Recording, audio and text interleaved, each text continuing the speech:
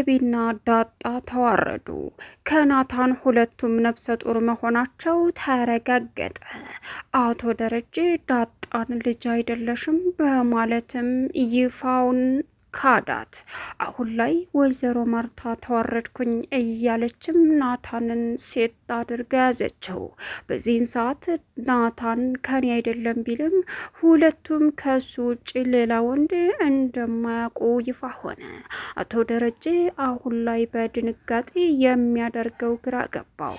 አሁን ላይ የምርመራ ቼካቸውን ሲያደርጉም ሁለቱም በተመሳሳይ ነፍሰ ጡር ሆነው ተገኙ። ናታን አሁን የሚገባበት ቀዳዳ ጠፋው።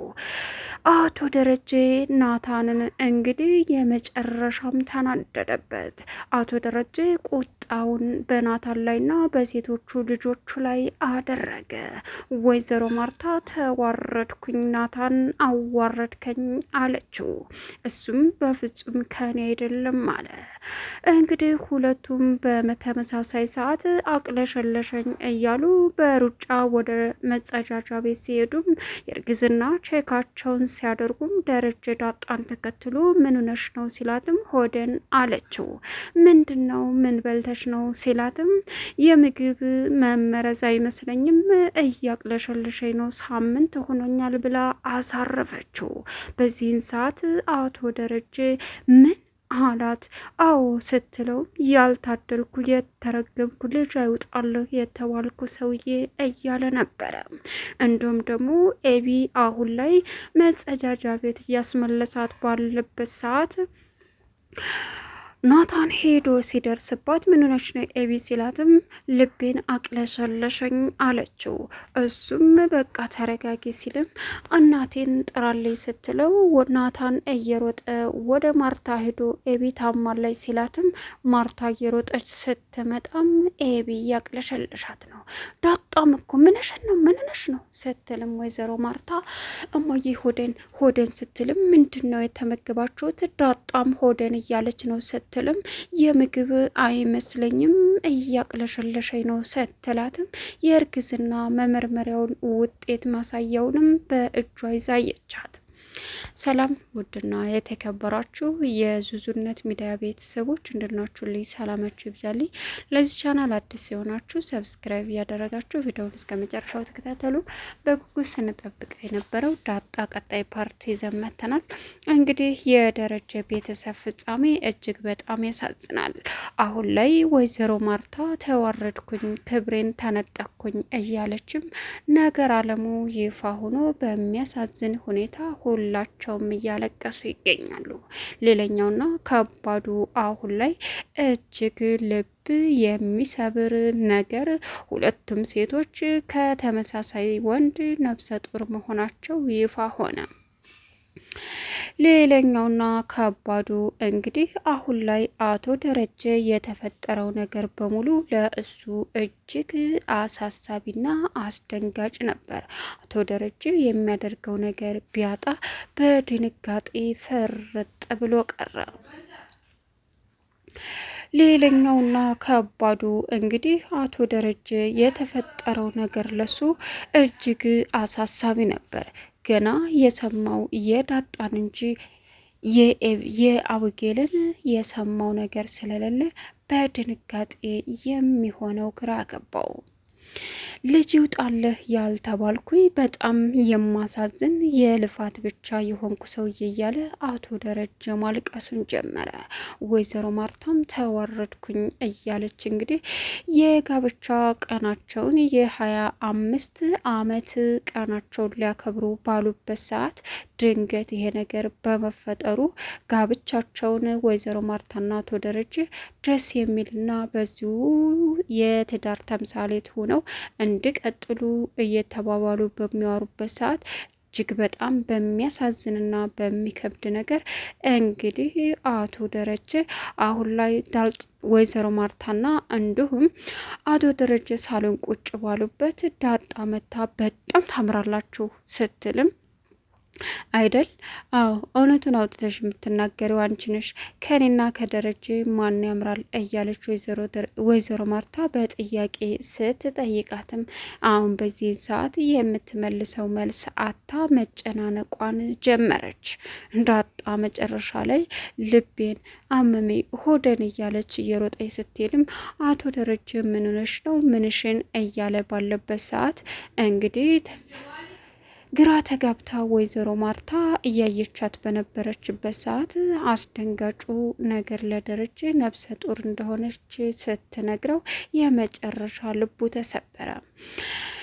ሌላኛው አሁን ላይ ኤቢም እንደዛው በተመሳሳይ ሁለቱም ነብሰ ጡር ሆነው እነሱን አስደንጋጭ ዜና ሆኖ ሲነገራቸው የሚሆኑት ግራ ገባቸው።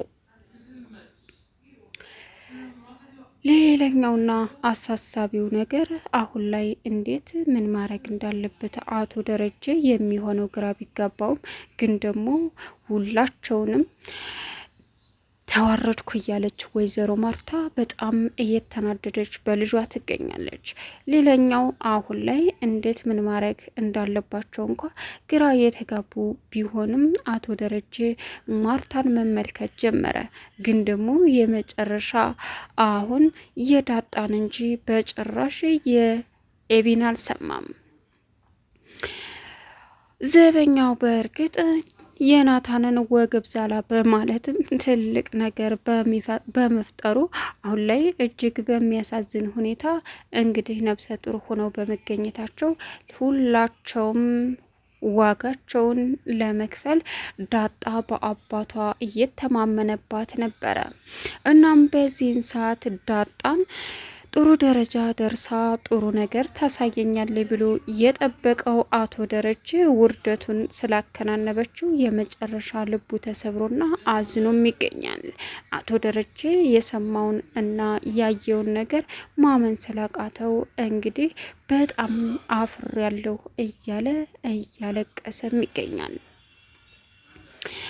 ወይዘሮ ማርታ አሁን ላይ ሁላቸውም መጸዳጃ ሂደው ዳጣም እንዲሁም ደግሞ ኤቢ መጸዳጃ ቼክ ታደረጉ በኋላ እማዬና አባዬን እኔ ላረጋጋቸው፣ አንቺ ቼክ አድርጊ አይዞሽ እያለ ናታን እንግዲህ ወደ ሳሎን ሲሄድም ወይዘሮ ማርታ በድንጋጤ ክው ብላ ቀረች። መጨረሻ ላይ ኤቢም ከመጸዳጃ ቤት እንዲሁም ዳጣም ከመጸዳጃ ቤት የእርግዝና ምልክት የሚያሳየውን ውጤት ይዘው እንግዲህ ሁላቸውም ሳሎን ከተፋሉ። በዚህን ሰዓት የምታደርገው ግራ የተጋባት ወይዘሮ ማርታ ቁጭ ብድግ ማለትም ጀመረች። ሁለታቸውም አፍጠው አሁን ላይ ከአንድ ወንድ እንግዲህ ሁለታቸውም አንድ አይነት ልጅ ማርገዛቸው በጣም በሚያሳዝን ሁኔታ አንድ ቤት እህታማቾቹ ይሄ ነገር በመፈጠሩ ለአቶ ደረጀ እና ለወይዘሮ ማርታ እውነታውን ቢሰሙ ምን እንደሚፈጠር ከባድና በጣም አስደንጋጭ ነገር ነው። ወይዘሮ ማርታ አሁን ላይ ውሸት ነው በላይ ፈጣሪ፣ ውሸት ነው በላይ ተዋርጃለሁ፣ ውሸት ነው በላይ እያለችም መንቀጥቀጧን ስትጀምር ሁለቱም እንግዲህ የእርግዝናውን ውጤት ይዘው ከፊት ለፊታቸው በመቆንም ሲታዩ ናታንን አቶ ደረጀ ምን አይነት እርኩስና ባለጌ ሰው ነህ? እንዴት እኔ እኮ ከአባት በላይ እንጂ ከአባት በታች አልነበረም አንተን የምንከባከብ በማለትም እህቶች ላይ እንዴት እንደዚህ አይነት ፍጻሜ ታደርጋለህ? በማለትም አቶ ደረጀ እንግዲህ በንዴትና በቁጣ በሚያሳዝን ሁኔታ ናታንን እጅግ ከምንም በላይ እየተናደደበትና እያዘነበት ይገኛል። ናታን እንግዲህ እኔ ምንም አላደረኩም አለ። በእርግጥ ዳጣ አይ የተመረዘ ምግብ በልተሽ ነው ሲላትም አቶ ደረጀ እኔ እኮ ጎዳና ነው ያደግኩት ከቆሻሻ አንስቼ ስበላ አሞኛ አያውቅም አባዬ አባዬ እያለች ስትለው አሁን የእውነት እንዳረገዘ ሲሰማው የመጨረሻ ልቡ ተሰብሮ እንግዲህ ሁላቸውንም በጣም ልቡ ከመሰበሩም በላይ እያስፈራራቸው ይገኛል። እንዴት ይሄንን ታደርጋላችሁ? ይህ ብልግናና በጣም የሚያስጠላ ተግባር ነው እያለ ዳጣም ቢቆጣትም ግን ደግሞ አሁን ላይ ትልቁ ጉብዳ ኤቢ ሁላቸውም ሁለቱም ከአንድ ጎረምሳ እቤት ውስጥ በሚኖረው በሚያምኑት በናታን መደፈራቸው ወይዘሮ ማርታ የመጨረሻ እየተናደደች ትገኛለች።